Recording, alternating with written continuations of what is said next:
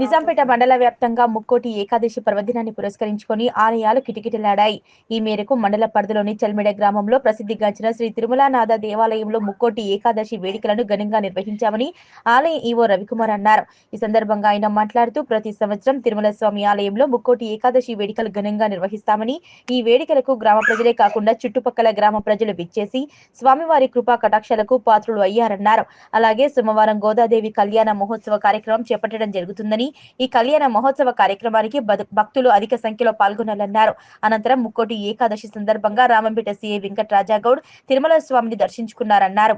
ఈ కార్యక్రమంలో ఆలయ పురోహితులు వెంకట రామ్మోహన్ శర్మ, నాగరాజ్ శర్మ, ఆలయ చైర్మన్ అక్కల రామరెడ్డి, డైరెక్టర్లు బాజా రమేష్, ఎల్లాగౌడ్, రాజరెడ్డి తదితరులు పాల్గొన్నారు. దేవాదాయ ధర్మాదాయ శాఖ శ్రీ తిరుమలనాథ స్వామి దేవాలయం చల్మెడ గ్రామము, నిజాంపేట మండలము, మెదక్ జిల్లా. ఈరోజు ముక్కోటి వైకుంఠ ఏకాదశిని పురస్కరించుకొని స్వామివారికి ఉదయం 4:30 గంటలకు పంచామృతాలతో ప్రత్యేక అభిషేకము, అలంకారము, ఉత్సవమూర్తుల వైకుంఠ ద్వార దర్శనం 6 గంటలకు ఆరంభమైంది. దేవాలయానికి చల్మెడ గ్రామ ప్రజలే కాకుండా చుట్టుపక్కల పరిసరాల గ్రామాల భక్తులు కూడా వచ్చేసి ఉదయం నుంచి ఇప్పటి వరకు దర్శనాలు పూర్తి చేసుకుంటున్నారు. వారికి ఆలయ అర్చకులు అర్చన విధానంతో ఆశీర్వదించి స్వామివారి తీర్థప్రసాదములు మరియు ఆశీర్వచనలు అందజేయడం జరుగుతున్నది.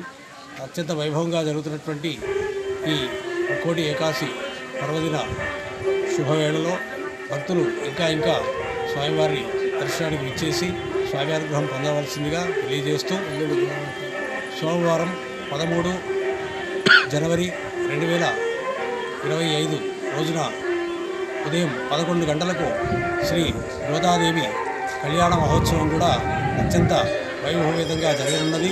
ఆ యొక్క కళ్యాణ మహోత్సవానికి కూడా భక్తులు విశేష సంఖ్యలో పాల్గొని స్వామివారి అమ్మవారి కళ్యాణమును తిలకించి స్వామివారి కృపా కటాక్షాలు పొందవలసిందిగా తెలియజేస్తూ, ఈ యొక్క కార్యక్రమంలో ఆలయ ధర్మకర్తలు, చైర్మన్ ధర్మకర్తల మండలి వారు యథావిధిగా స్వామివారి కైంకర్యములకు ఏర్పాట్లను పరిశీలిస్తూ వచ్చే భక్తులకు అసౌకర్యం కలగకుండా ఏర్పాట్లు ఘనంగా చేయడం జరుగుతున్నది.